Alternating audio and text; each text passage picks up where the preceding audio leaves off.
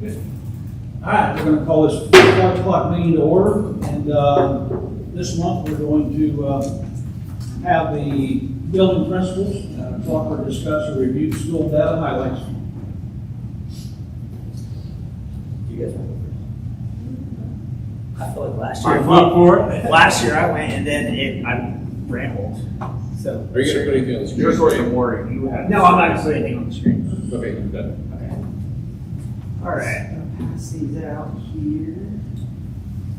I'm going to go over them quickly. Like I said, I remember last year I went way too long. Yeah, exactly. Exactly. It was good last year. Thank you. So I might have enough for everybody. There you are. There you go. All right. Well, first off, we're super excited about how some of our data came up at the end of the year.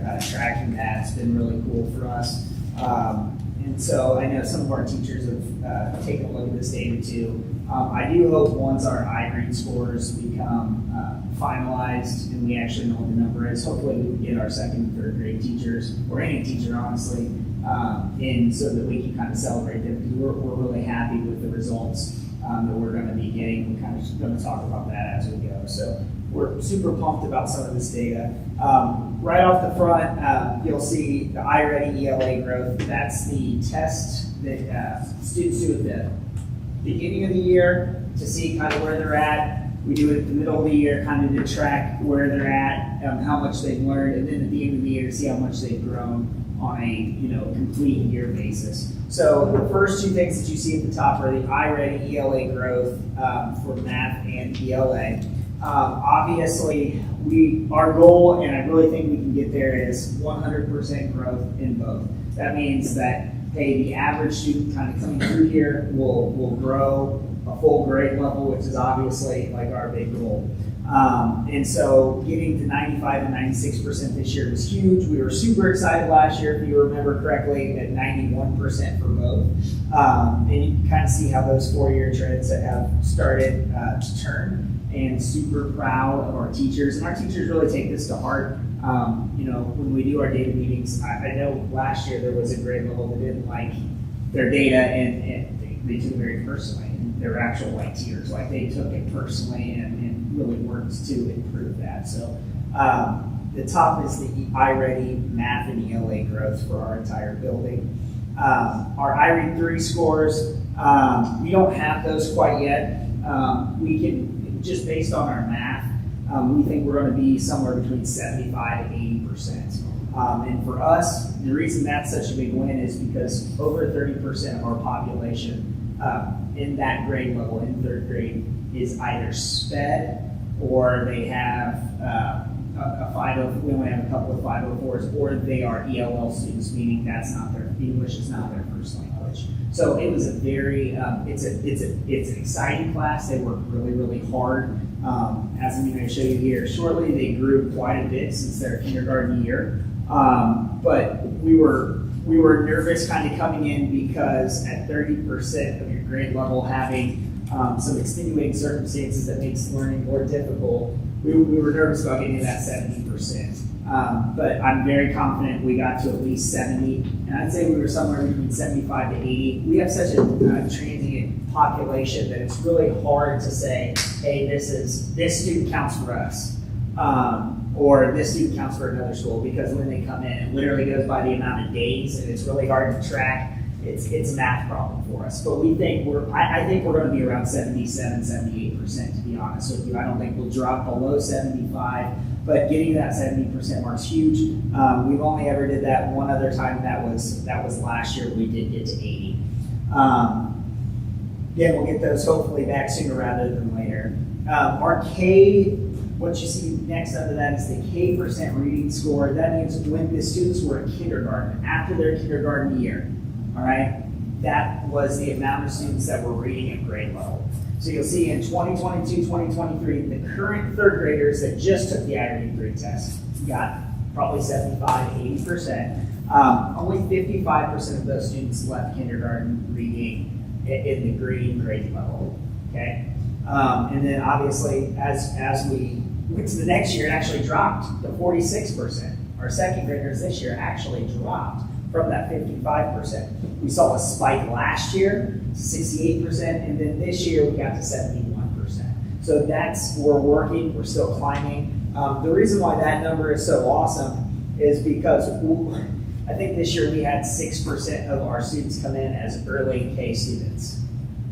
Well, and as they're starting in kindergarten, hopefully we would hope that they come in early K, but we only have about 5 or 6% of our students come in early K. So we're super excited about that score, seeing that rise. I think it has a lot to do with a great teaching group of teachers in that kindergarten level, as well as continuing to work through our new reading program, which is huge, as well as UFly.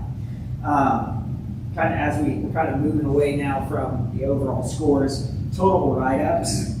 It's a lot of write-ups. In 2023, 2024, we had over 2,800 write-ups for students. Write-ups in the elementary look a little bit different. We have a lot of documentation. As you can imagine, probably not as crazy a situations as we deal with secondary in terms of big fights or bringing vapes to school or stuff like that. It's a lot of kid wanted to go to the front of the line and push the kid. You know what I mean? It's a lot of documentation, a lot of working with parents.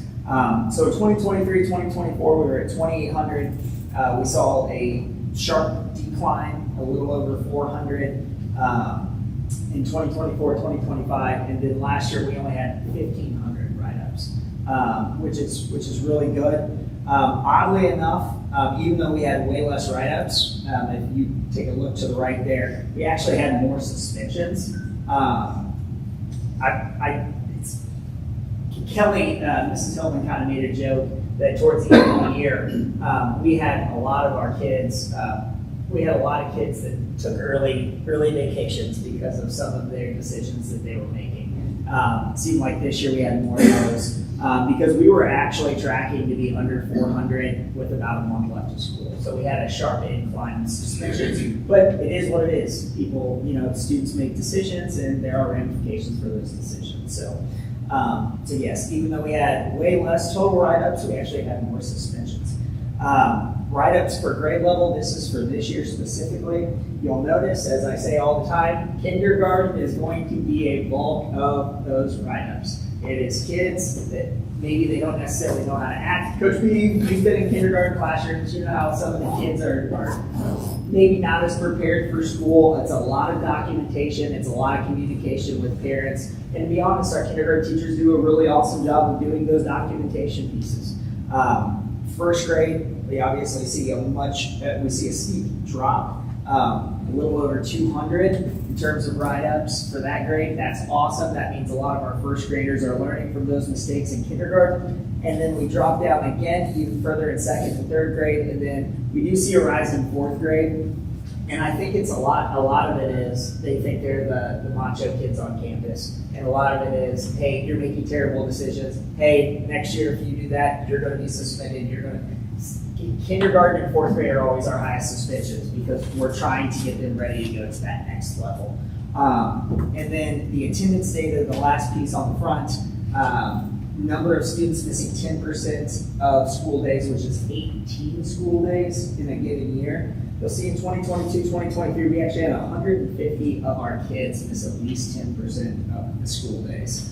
And then we had a steep drop after that. I'll be honest, I think a lot of that was maybe we weren't suspending and just telling kids to stay home and then counting them as absent.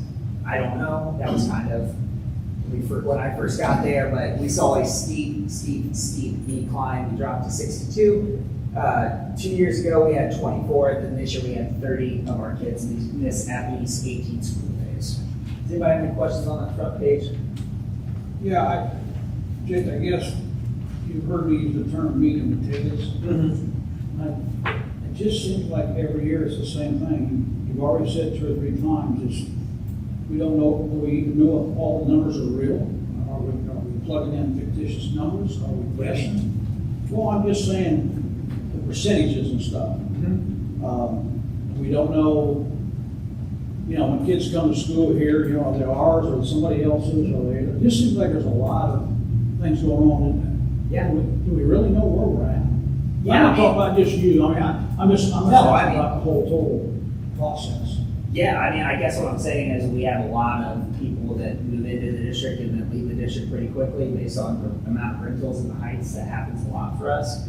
When I say we don't know who counts for us and who doesn't, not our numbers right here, but at the state level, it matters a lot. We don't know at the state level who's going to count for us and who is not. We know who takes our test, and kind of go over that on the next part. But yeah, I mean, they're not fictitious numbers. We have our numbers for our kids. We track our data. We have working documents and stuff like that that we have available on our teacher and admin dashboard. And so like, one of the things, a kid could pass the I-read at another school in second grade, move to us, well, we don't get credit for that child passing I-read because they passed it at another school. Or they could have failed and moved here, and that doesn't help us any. And I think, Heather, you had a crazy statistic for the number of move-ins. And one of the things that we talk about is we cannot, like if a kid moves in, or the large number she had, we're not responsible for, well, we become responsible, but we didn't have any say in that child's education until they came to us. So we're kind of at the mercy of the previous school. What was the number that you had told me, Heather? I have it on here. Ours was 81 that came to us during this school year. 81 new students out of 330? That's a lot of kids that now we're responsible for their test scores, but we had no say in their schooling, so. Another one, we had two girls, unfortunately. This is something we deal with a lot. I shouldn't say a lot, but it is not uncommon. We actually had two girls that were tracking to pass the I-read test in third grade. Unfortunately, they were taken by TCSC, so they were taken to another school district altogether. They took it with us. They were within a couple of questions of passing the first time. They took them to another school. The other school didn't retest them. We feel like they would have passed, but they didn't retest them because the family they put them with said, hey, we don't want to stress them out anymore. So we feel like there are two kids out there that probably would have passed the test, although they're not going to pass the test because they didn't take it the second time. So there are a lot of different variables. It's tough. From the state level, it's a math equation to figure out who counts for us. What you're seeing here, we know this outside of the I-read 3 scores. So all of this data we track. It's very easy to track. Skyber does an awesome job. We can actually break down and see what offenses, most of them are documentation. So this data is easy for us. It's the state data to figure out who actually counts for us and where kids are coming. It's just a mess. It is. What's your total population? If you flip to the next page. Oh, okay. Well, just so I can kind of describe this for you. So you'll see on the next page, I'm not going to go through all of it, it's kind of self-explanatory. So we actually had a total of 409 kids in the building. You'll see where it says student assessed versus the total number of students. We had 409 kids in our building at the end of the school year. So 405 of them were able to test. Do the I-read test, which is what we make the kids do at the end of the year. So the 4 kids that didn't test, unfortunately, they're SPED kids. One kid is deaf, so we don't make him reschool. There are some extenuating circumstances for those other 4. So when we take a look at this, what this tells us is that you'll see it says progress to annual typical growth. So basically what this says is the average student at Taylor was moving forward at 94% at the end of the school year from where they started. Again, I said we'd like to get to 100. We're going to get there. We're working for it. Why this is important, if you take a look at the bottom, it's a breakdown of each grade level and how much each grade level grew their students. So obviously you see K is at 80 would have been the previous high for some, but 80 for K, 72 for first, 156 for second, 104 for third, and then 90 for fourth. And that data is kind of how we break it down. There's also more data. We can see individual classes, which tells us individual students as well. I didn't include that, but if you're interested in taking a look at that, yeah, I'm more than happy to share that with you. So the first side is reading, and then if you flip it, the next one is math. And again, it's very similar stuff. So 96% annual typical growth for our students That's awesome. We know we are targeting math. We know our kids struggle with math, so we're really doing that and working through that with fidelity. And you'll see that, again, we did a pretty solid job at each grade level getting to those goals that we want to get to. We know, obviously, if not every grade level is at 100%, it's really tough to get to 100%. And like I said, these teachers get this data and really take to heart. We have data meetings to go over that as well. Check with the numbers for our current placement distribution versus from 1%, 3%, 61. Is that what last year was? What is that? No, so as of right now, basically what that tells us is if you look at it, so like the dark green are like kids that are above grade level. Right. So 16% of our population above the grade level, 23% at grade level, 46% one grade level below, and then obviously the 2 grade levels or 3 grade levels. What's that stuff below? Is this from 1%, from 3%? Oh, sorry, that is from the beginning of the school year. Oh, that's from I'm the sorry. beginning of the Yes, school. yes, Okay. yeah. But it's really hard because when you do it at the beginning of the school year, most of them are going to be they're going to either be at their grade level or we have the summer slide, right? Where the kids are just like, I don't know, and they're just clicking on whatever. So those numbers are super duper low every single year for us. We work to build that up. So that's math and ELA. And then the last piece I have for you guys, if you take a look at those scores, our second grade team does a great job. All of our teams do a great job. Second grade in particular they had 156%. That means the average student in second grade grew a grade level and a half. That's the average student. Okay, 92% all met their stretch growth. Stretch growth is important for us because we get kids that are not ready for kindergarten. So if they never hit that stretch growth, they'll never catch up. And so second grade obviously does an awesome job. They had 156% annual typical growth for reading, and they were at 123% for math. So second grade is the first opportunity we get to bank iRead 3 scores. And so the top, you'll see that was in the spring of 2024. There are current 4th graders moving to 5th. Now, keep in mind, this 4th grade group, they passed 80% of those kids on the iRead 3 test through 3rd grade. So you'll see that after their second grade year, we were only at, what would that be, 34, almost basically 33% of those students left second grade either passing the iRead 3 test or projected to pass the iRead 3 test. That's a pretty low number. Okay, last year in the spring of 2025, we raised that number, our teachers raised that number to approximately 46%. Okay, this year, as you can see, we're at almost 70% of our kids have either passed it. So we have 38 kids that have already passed it. If no other student passed this year, we would have already passed 50% of our 3rd graders on the iRead 3 test.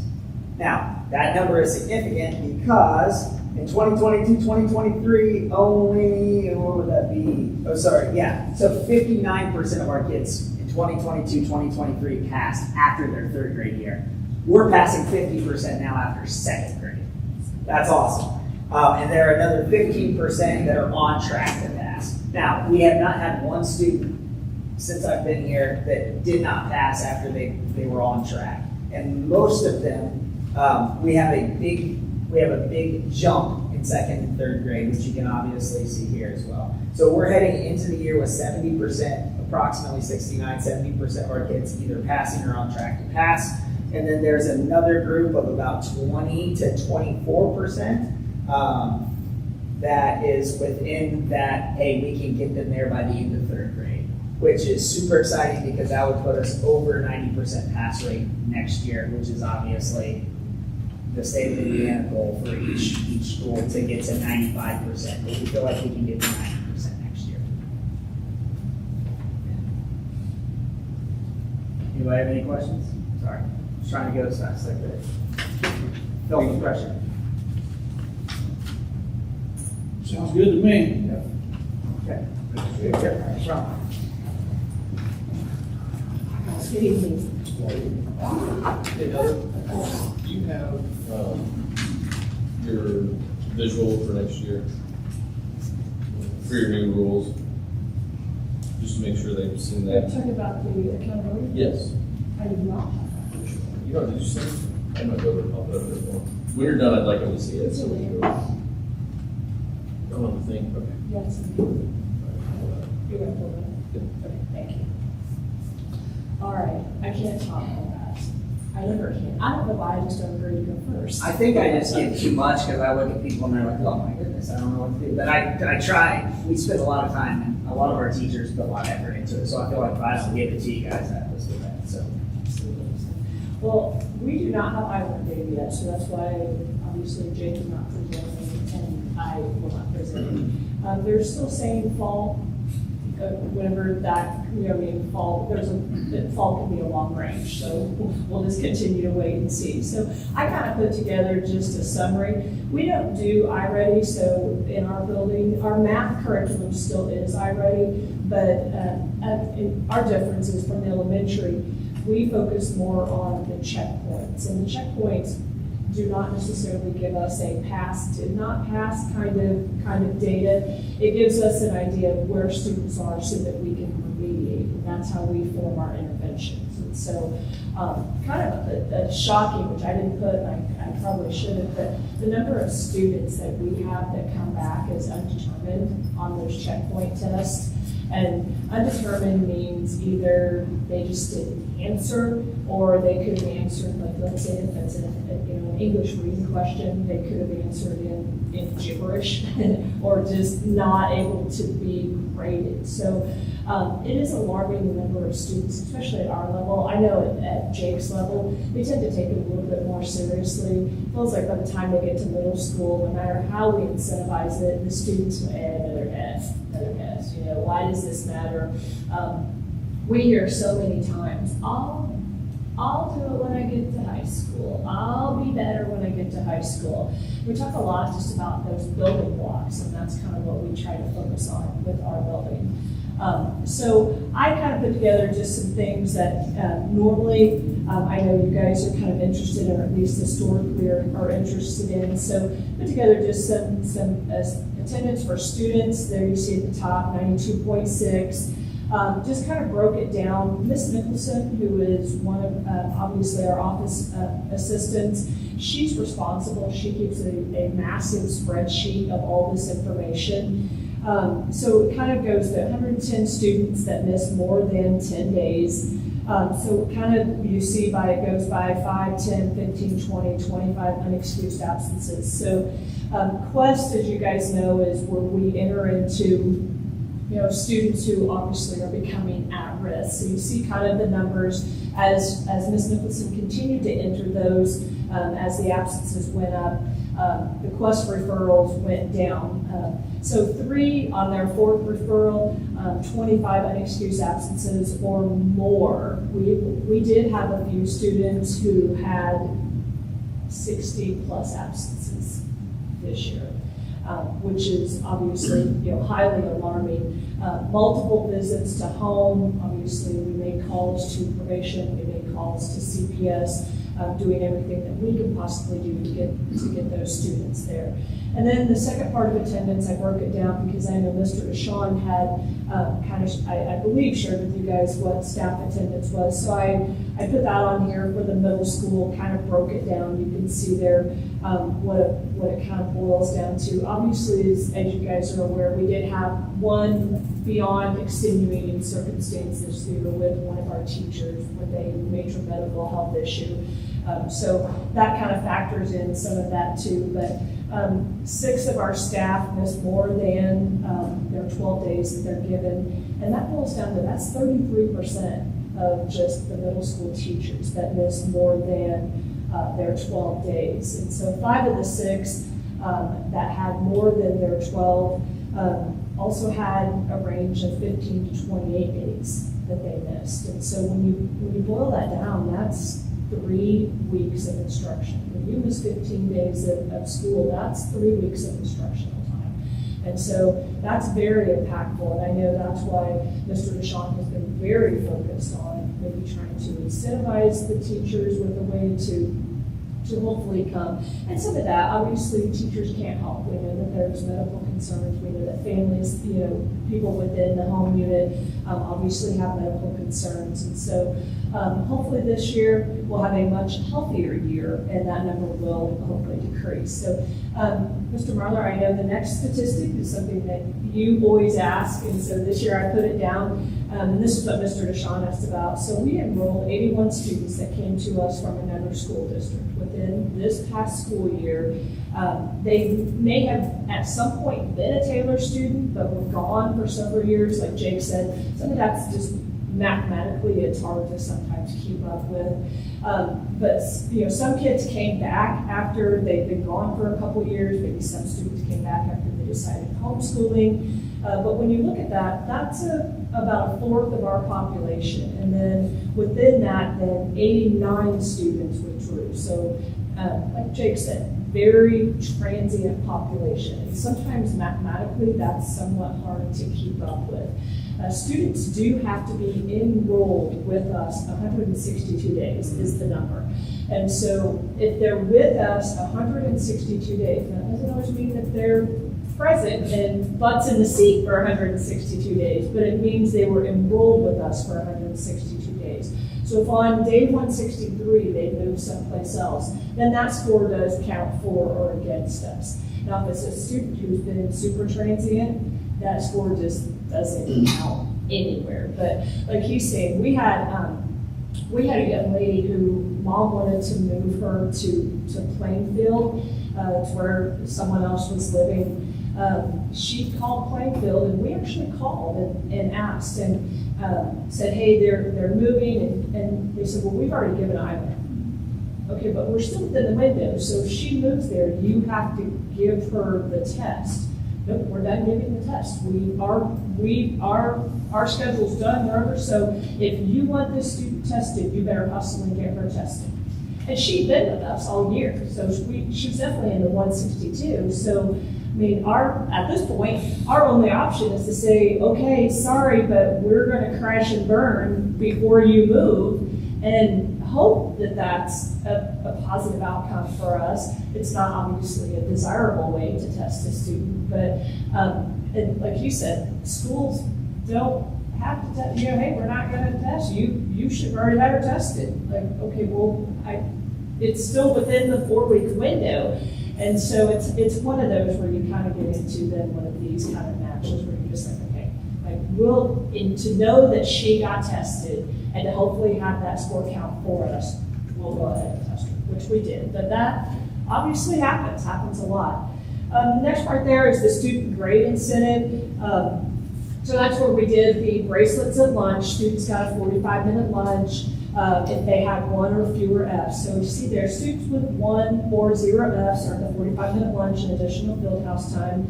And so the numbers we saw I kept track of every week. We ran grades every Tuesday. The lowest number that we saw was 72 students that did not earn the reward. So that means 3/4 of the building, or more than 3/4 of the building, had earned the reward, maybe for that given week. And then the highest number we saw of students that did not earn the reward was 129. And that was at a period where we were doing the stamp and we heard some community concerns with that. So we put it on pause, we revisited.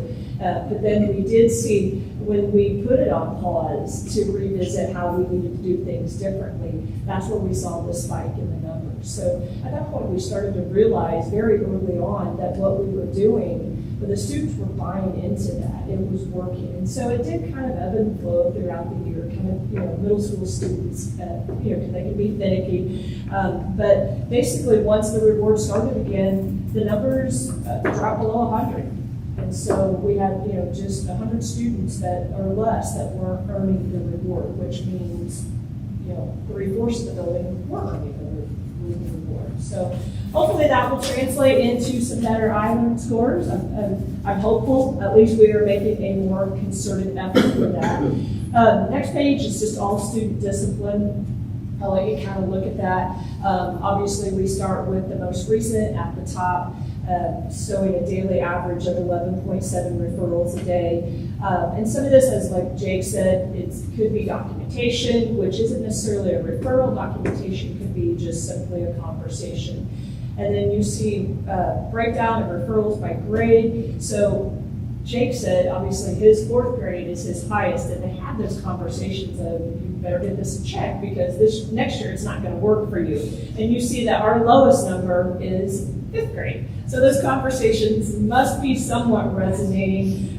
Either that or they're just really scared, kind of like Jake said, to be like, okay, we were high on the pole last year and then we came to middle school. Now, you know how that kind of pecking order thing kind of works. And so you see our 6th grade class had the most, and then followed by, second was our 8th grade class. And I think that's kind of what Jake said. You get those 8th graders who start kind of feeling themselves a little bit, we're almost freshmen and we don't have to follow the rules. So, and then just students that are sent to the office, I think this is something, not every student gets written up, but sometimes teachers just need a break, sometimes students just need a break.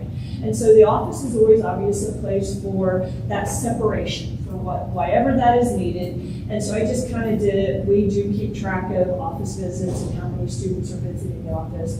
It tells you the number of students and then the average students per day.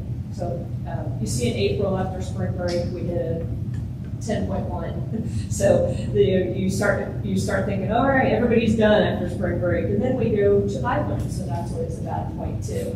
And then my last page is just looking forward on each of these topics for next school year. Obviously for attendance, we'll continue to do as we've done. We'll submit absences to Quest and probation. We'll also do home visits. The students that continue to come to us within that transient population, obviously we continue to do our best.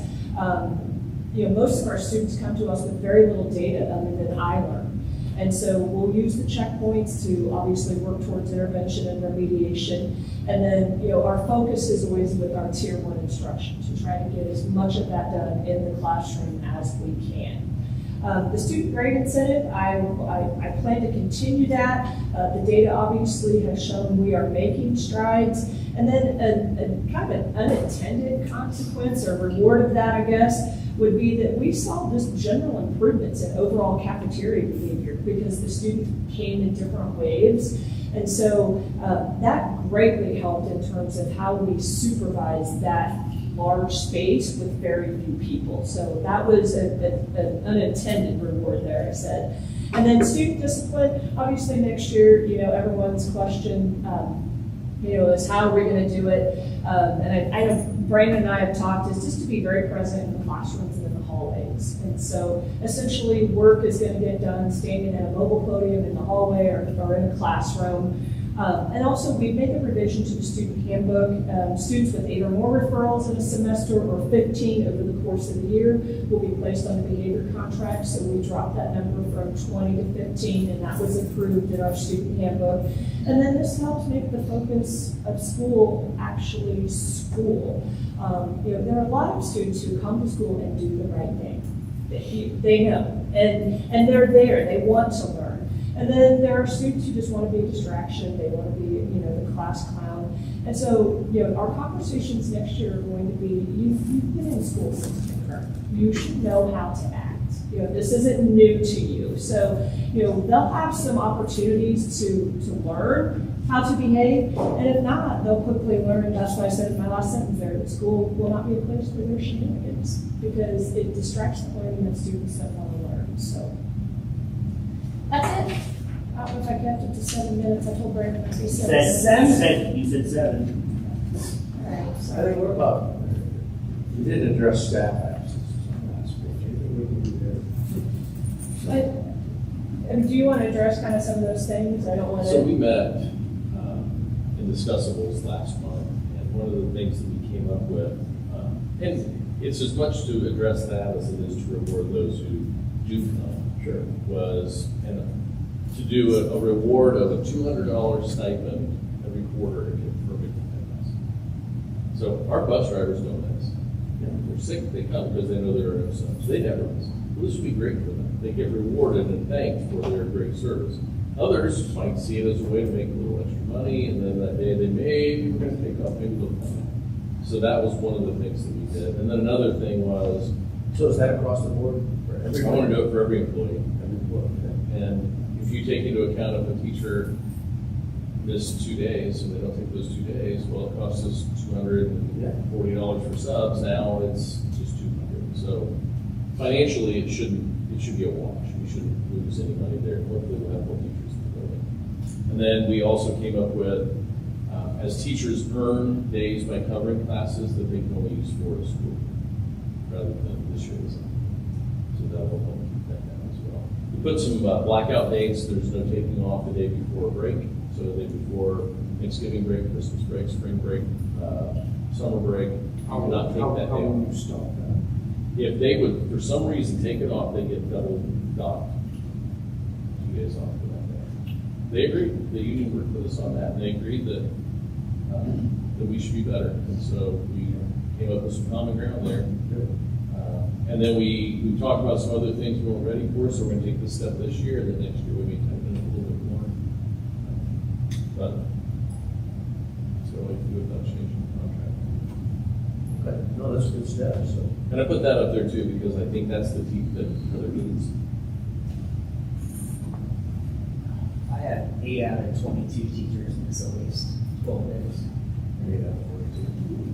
And I'm guessing, I know of at least one special teacher that I don't see the data because you guys do, because they start with 2, so.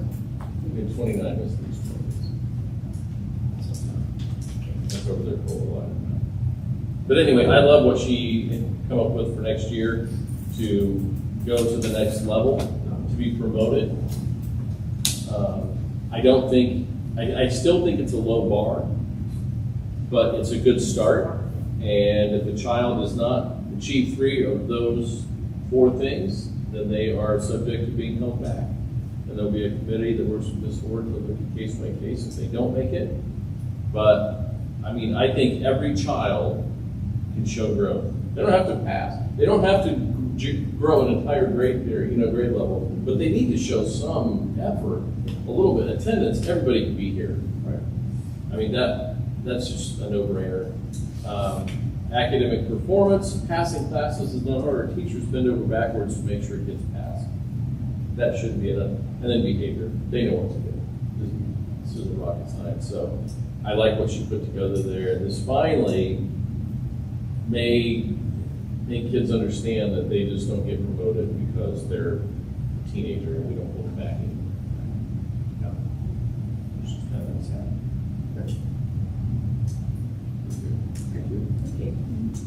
And the other thing was for teachers to have the tag grant, they have to have at least 94%.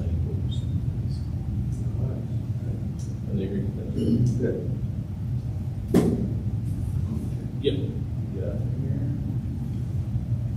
I saved some trees. I shared it with you guys. Hopefully, it worked. If not, let me know. We'll go to Miracle. You guys.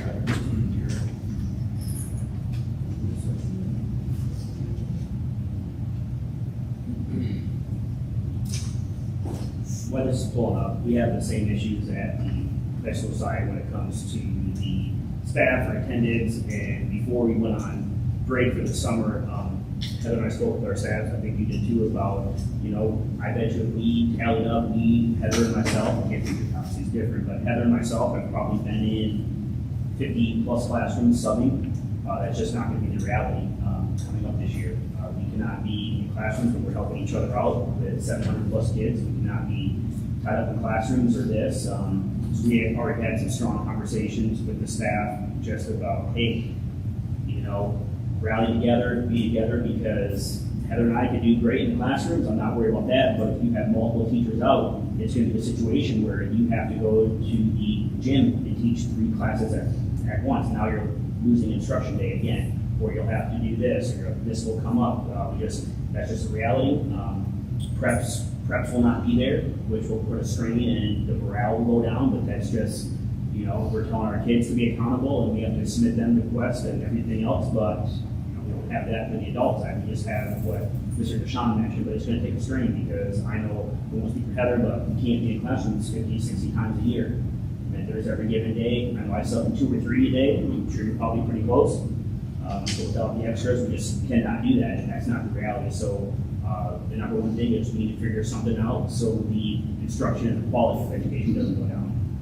That's just, something we talk about, all three of us every day, is what can we do there. How old is that picture?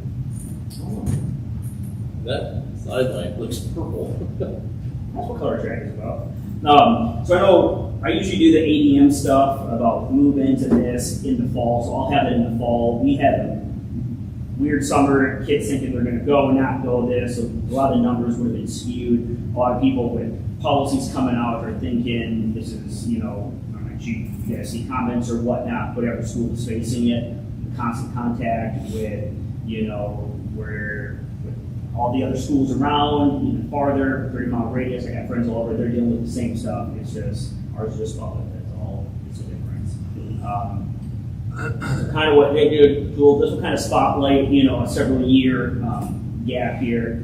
So our attendance by school year, we're right almost with middle school, 92.46. You started at 94, 90, 90 again, and then back up. However, I think the tracking has gotten a lot stronger. So I would say those previous years, those numbers could even, shouldn't be that high because now everything is tracked different, how you have to code everything, how you have to follow up on everything. Because just so you guys all know, the state now says chronic absentee is 18 days. They do not care if it's excused or unexcused. They loop it all as one number. So you could have a medical injury, so you have something going on and you're out, or have a surgery for 18 days, even though it's medically excused. No one's going to come at your house and get you a juvenile probation, but you still missed 18 days, so you count for that chronic absenteeism. So the state has one big umbrella, and our secretarial staff and myself, they're building two, is you really have to make sure, okay, this is approved, this is not approved. I pride ourselves on, we were one of the first schools last year to kind of put that out there and say, hey, this is what's counted as unexcused or not. And I think slowly you see a lot of our numbers go up as a result because of that. Chronic absentee, like I said, the state, has launched everything. That 27, that's about 80 some kids. A lot of that though was towards the end of the year. Kids thinking things aren't going to matter, no one's going to do anything still. We still went to houses, we still knocked on doors, but it all depends. As they were saying, if kids leave, they're still tied into our stuff until they get picked up from another school. So I know we've worked a lot of that with technology, but it's slowly coming back down now that everything is monitored. We'll have people call, hey, I need to bring a note, I'm sorry, what do I do? Because everything is marked unexcused for us until there's a physical documentation, because then we get into the 5-day meeting rules, the 10-day letters, the home visits with the officers, all of that. So it's coming down. Total discipline referrals. So when I got here in 2023 for the high school, we were just under 2,000 or just over 1,900. Drastically went down. The first year was a lot. We had to reel some stuff in, get on stuff. We had to coach some teachers and say, hey, we understand documentation and this or that, but once you send a kid out, you lose that power within that classroom, and those kids know that. So now they're always going to be looking towards myself or Mr. Root at the time about, hey, well, I'm going to listen to them, not you always just send me out. So we really worked a lot about that, especially with our vision and mission, about doing the power of relationships, and look, steadily kept going down. Now we, about 1,000 less on there. A lot of that is our vapes and our drug problems. Are we perfect? No, but a lot of that's out. That's been out. People know about that. The middle school and high school have helped each other greatly on, kids will even tell each other from both sides of the building because they want it out and it's showing here. So monthly referrals, kind of broke it down differently. You can see it starts up in September, people trying to see what they can get away with. Then we always take a big dip down in December because they have seen a friend or two not be here anymore. So as Heather was saying, this is a place for education. This is not a drop-off, we're going to fit all services. We're going to make sure every kid has an opportunity to get their education by all means necessary. So then obviously they come back from winter break, it spikes up a little bit, and then it drops down. So just wanted to present this. So I'm sure this is going to be no different coming up here August 5th. We broke it down by top offenses there. So you have academic noncompliance, truant, tardies, electronic device. documentation, and defiance is on the left there. So you can see our truant numbers have really gone down from up over 300 or 300 referrals to kids being truant, or cutting class has dropped way down. Electronic devices, we put the new rules in last year, so that's why you saw that drop pretty steadily. Next year we'll only have a couple, so because we're just not going to mess with it, and I greatly support that initiative. Our tardies with our tardy probations, but then a lot happened coming in here at the very end. That's why some of those went up. But our drugs and truant, if you look here, last year we had 9. We did not have a lot of the expulsions that went through. A lot of it was just one-offs. And then our truant numbers specifically have gone down. So we're on the right track there. Heather alluded to it perfectly, though, is we live on mobile carts. We're in the halls everywhere. The kids are just like, you guys just appear out of nowhere. So it's those things. I fully believe in visibility is the reason for this, and it's going to be especially true here coming up starting August 5th. If you guys ever wanted to know what the referrals look like by the day in the high school, Tuesdays, everyone's probably tired, missing day, Monday, but then Tuesday it kind of ramps up. Wednesdays and Thursdays and Fridays, they're typically lower there because Wednesdays is when we start really getting into study tables too, so they know if they miss there or they have any kind of referrals, they're out. They know also usually games are played on Wednesdays and Thursdays and Fridays, so if you get ISR, you get anything like that, you get a detention, you're out for that game. And we have held true to that. They are student athletes first, not the other way around, because if these athletes want to go onto the college level, they need to have a GPA in order to do that. So, but Tuesdays. Excused versus unexcused, so we kind of talked about that. So you can see our excused kind of outweighs our unexcused. Parents will call in, you get your 9 or 10 here or there, but you can see now that they are starting to document this last year when all the new rules came out, that they were really having to call in, or we would have parents come in and say, no, my kid's coming here, you're not staying home, don't call me if they need to be here, they're faking this now too. Like the parents know they don't want to get in trouble for this either. So kind of go from there. All right. And then go into some data. So we've had a great jump here for our I Learned Biology, which is given to our freshmen, kind of our end of assessment. So they take that. So you can see we are slowly getting higher and higher. This year was a great year. We started that blue, I think that's the highest it's been, just under 50% there. And we're talking about this. These are just key moments of 1 or 2 questions from more kids passing. So it's kind of like Jake's World. You miss 1 or 2 questions, you don't pass the I read, that flip-flops, now your percentages change drastically, right? Yeah. So our proficiency increased from 39% to 47%, so we went up by 8 percentage points. Students approaching decreased, there because they're getting there. Below proficiency kept getting down. So this just represents the collaborative effort of Ms. Cotillo and Ms. Richardson, preparing them, going through stuff, making kids accountable, so our island bios are going up.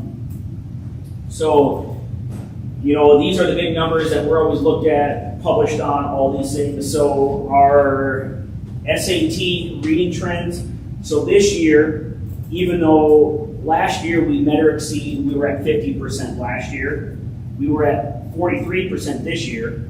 However, we had 8% more miss it by 1 or 2 questions, so that's an 8-point swing again. If they just, whether they slow down or who knows what. So we're slowly but surely going up there. We figured out a bunch of new interventions. We figured out a bunch of new stuff to try to do, so that's going up. And the not yet approaching, the state average is, this year was 51, and we were at 49%. So, previous years we were at 40%. So we're getting there. It's not going to be done overnight. Especially as all 3 buildings are perfectly getting aligned now on acceptable everything, we will see that go. So in reading, it's stable over the past 5 years. We're not doing a roller coaster anymore, so we're stable.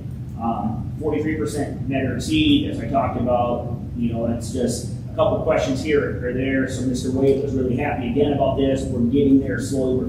We're figuring out what's best for our students going forward. Key points, reading achievement has remained consistent. Taylor continues to be near the state average, and literature class, all content areas remains a strategic priority. So we are even changing our wins this year now about who's starting. So we're starting with SAT prep right away after Labor Day to get the kids ready. And that's for English and for math. Math here, it's not, I got it here in front of you. So we stay right around that meet or exceed about 15%. However, though, with the enactment of Senate Bill 239, we're trying to figure out now what's our number. So if a kid is not performing or at risk, you have to communicate at home. You've got to send information home, call about what their math grade is. Do you know this? Do you know all this? So we're looking at, is that 60%? Is that 65? So somewhere, if you already have an E+ in math, our math teachers have to reach out to you, and that's all part of the Senate Bill 239. So we're figuring out exactly what that looks like. Because if we lock this in and you can do Algebra 1 well, the SAT numbers will go up on there. So I'm trying to think here. So the state average was only 25%, and last year we were at 21%. So we're slowly getting there with math. Math continues to represent our school's greatest opportunity for growth. So that's why right away we're starting out this way. Targeted intervention and algebra support. So our teachers have to communicate at home right away. What's going on, maybe get that parent involvement, and that will go up. And obviously doing our SAT preps earlier. And then just obviously looking ahead, we're going to live in the world of the new diploma. So high school is kind of a unique thing as we're split between the old diploma rules and the new ones. So we're in that in between. So this coming sophomore class and freshmen are on the old ones, where the juniors and seniors are on a different diploma track of what they need, because you don't need anything. If you don't need Algebra 2 coming up, if you're a freshman or current sophomore, if you want to get your diploma.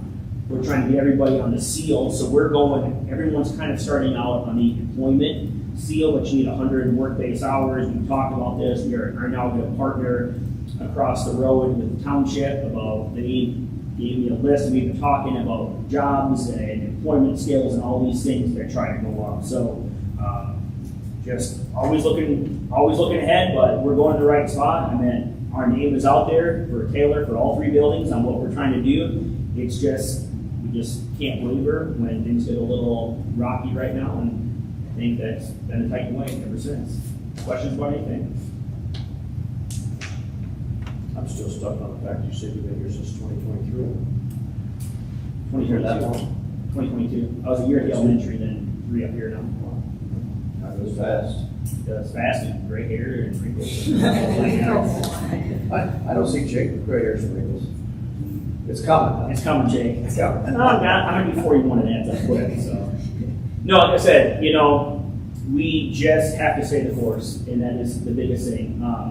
I tell every new student when they come here, we meet all summer, is you're going to have structure and predictability each and every day, and that's what they need. If we're getting away from certain things that haven't worked before across the nation at school, we have to understand that there's going to be accountability struggles on both ends. So our families are trying to work with us, and we're just going to keep going forward. Good. Anything else? Where's your head at right now in terms of,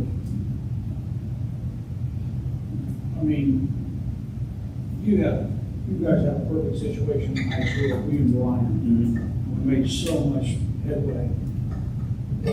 What are you thinking in terms of not only have to run the school, that part of it, obviously I'm sure Steve will jump in there, but in terms of discipline, when it comes time to take that role and try to oversee the entire process, where do you start? Is that something you worry about? Do you see This will show record that? Or? We had practice on the No. So I think the biggest thing is, I believe myself, Ms. Ward, Mr. Branko, and Mr. Moon, we ran the two buildings very differently, is everybody knew each other's job. I think you get into some roles and people get territorial about what their leadership roles are, what they can do. There's not one discipline thing I have not handled. And I know Ms. Ford's the same way, and Moon was out for 9 weeks with maternity leave and the end of the year here. And then so I've already talked to and had senior meetings this summer with a lot of the seniors and the class officers, is that you want to continue all these things that we've done. You have to help. This is your school. Otherwise, we'll go back to what it was, and your morale will be bad. You like it here for the expectations, for the things you can do, for the experiences. But if we don't have a whole school collective idea, and that, like anything though, it's nothing I've done before, but like I said, Heather and I have talked openly, and I'm not just saying this because she's sitting here, but I have no fear going into it with her. We're gonna help each other out. It's just gonna be one of those things. But the bottom line is though, the kids are gonna have to understand there's handbooks and rules for a reason, and there's no gray area. Like, the days of the gray area are long gone. It is this and this. Otherwise, why do we write a 120-page handbook of dependence for us and the same as you? You know, it's gonna come to that, and some students are gonna think, well, there's only one of us each, so what can we get away with? And the kids will help police it because they want all their quote-unquote freedom, in a sense, to do these things, to have these things. But yeah, I mean, you're tripling the workload, to be honest. Sure. So across all three buildings. So Okay.